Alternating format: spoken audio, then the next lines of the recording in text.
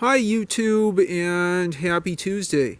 It is a beautiful, clear, warm, sunny afternoon here on one of the last days of February here in North Potomac, Maryland, right by the Pepco Power Line Trail.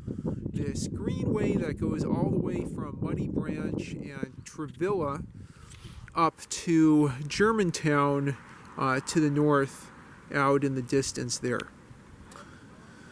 I've talked about this in several videos before, but what I'd like to focus on in this video is my Silver Star, my Silver Fox, the 1986 Trek Elance 300 that I've now ridden more than 2,000 miles. This is really an interesting bike. It, I believe, was originally made by Bridgestone as something like its 400, 500, maybe even 700 class of road bikes in the mid-80s, but it was rebadged for Trek, and it's not, an upper level Elance. It just has not super spectacularly rare Ishiwata EX triple butted tubing. I think Reynolds 531 has more of the panache and the storied name, but it is a really fantastic riding bike. It's probably a little bit too big for me. As you know from my other videos, I typically ride 21-inch frames comfortably. This is a 23 or possibly 22.5-ish, 5-inch-ish frame, as you can tell from the head tube there. Well, you can't really tell, but just, I expect kind of a smaller gap there between the top tube and the down tube on a 21-inch frame. But I find, it rides quite nicely. I think I've either gone adjusted to it or just, I have really long legs for my 5'10" height. So I found it quite comfortable, and I've ridden at least 2 metric centuries on it. And definitely, I've started in the past 500 to 1,000 miles, felt it to be a lot more comfortable, a lot less stress on the legs and upper thighs. I think because I'm getting adjusted to gearing, and I also replace the chain, and I also clean the chain, and I also shorten the chain by 2 lengths just to get rid of some excess play. I will need to clean this, as you can tell, but cleaning the chain up's definitely really helped.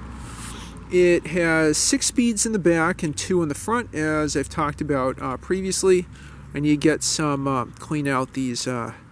That's not good. Clean out these really nice SR pedals. Maybe get some 3D printed dust caps, since I've got some garbage in there. It has Shimano down tube shifters that are ratcheting. These are really nice. I don't think quite as nice as your Suntour power ratcheting shifters, but pretty close. I don't know. I have to think about which ones are better. I think they're both actually quite good. I added previously this water bottle. This water bottle holder here on the down tube. I had a recent video where I talked about this West German Reich bell that I got free from Steven Andrewski at Rockville Bike Hub. It was just in a box of odds and ends that he wanted to get rid of. And this thing is truly faithful in the rain, in wet and dry. Neither was it the postal workers' motto, neither rain nor shine nor snow nor sleet, something like that. But it's very easy to use, really loud, nice two-tone sound. It gets the attention of dogs, deer, and drivers alike. Just what you want when you're riding your bicycle. I had gotten this, I believe, about a year ago in Tenleytown for $125, And I was ready to pay that much because the prior owner did a lot of work restoring this. I think putting new, brake hoods, repacking all the bearings, and rewrapping the tape with this nice, soft, squishy chromoly tape. Very, very comfortable. I'd done a lot of adjustments on the bars to get that in a good position. I think one downside on this bike is with those side pull brake levers. It's very difficult to get a set of fenders that fits the bike very well. I'll have to do some more looking. I believe at Rockville Bike Hub, Steven and Fabian had mentioned that this is the remnant of fenders that were attached at some point in the past, but I really don't know. There's another view of those L422 ratcheting down tube shifters, nice and buttery. Buttery really describes this bike. It is truly a delightful ride. That rather pedestrian, not super high-end Ishiwata EX steel for my standards is quite good. Maybe it's not Reynolds 531, maybe it's not Columbus, maybe it's not Ishiwata 022, but I find it to be very nice and buttery, not margarine-y, or whatever the adjective is. Brakes handle quite nicely. Nice Araya alloy rims there. Since my previous video, I believe I had talked about installing this Blackburn rack. I bent the what do you call it there, the bracket, so it would fit the drop bolt, the bolt holding in these side bolt brakes. I actually think I installed it right where I picked it up, which is even more impressive. More self-congratulations, and self-congratulations for my self-congratulations. When I brought the rack home, I used a bunch of WD-40 and PB Blaster to get some duct tape residue off the rack, and then I installed these nice, really simple Sunlite bags that I got new in box for $10 or $20 total. I've carried all sorts of stuff in here. Oh well, groceries and groceries now 2 or 3 times. This definitely made this go from a beautiful steel bike to a beautiful practical steel bike. Let's see here if I have anything else fancy. I found wrenches on the side of the road and sockets and all kinds of delicious steel goodies. I may have mentioned it, may have not. I had some issues with the drivetrain. I definitely cleaned it a lot since the previous videos, and as you can tell, I probably need to clean it again really soon.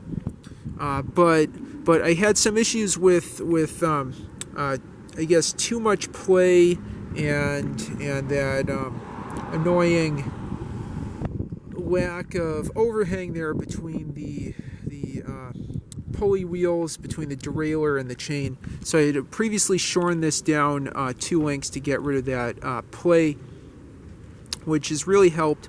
And honestly, I haven't noticed a lot of grinding or other issues with the drivetrain. Definitely I'll have to work on that further and clean up the drivetrain further. Sakai SA cranks have performed wonderfully so far. As I've probably mentioned previously, it's a double in the front and 6 speeds in the back. I will need to 3D print or buy some dust covers for these SR SP250 pedals, which are also really nice. I don't have toe clips, but these perform really nicely. Let's see if there's anything else in here.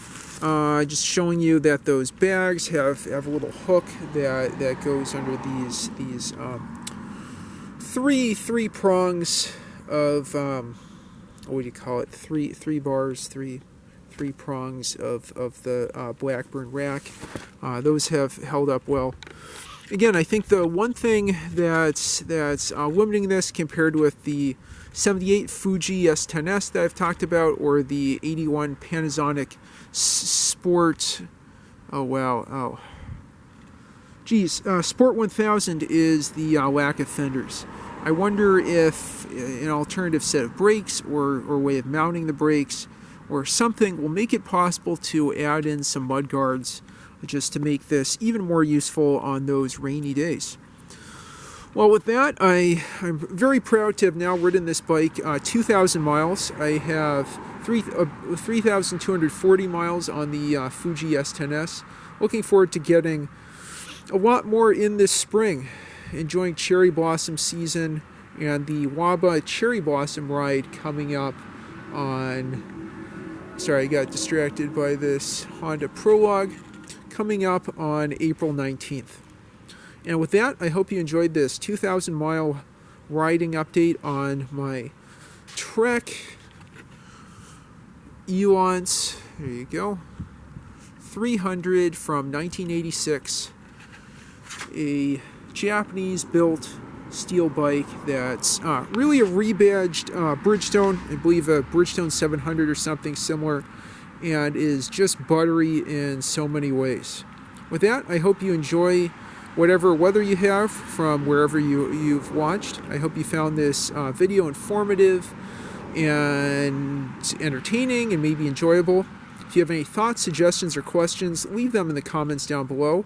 And if you like what you see, please like and subscribe as always. Have a great one.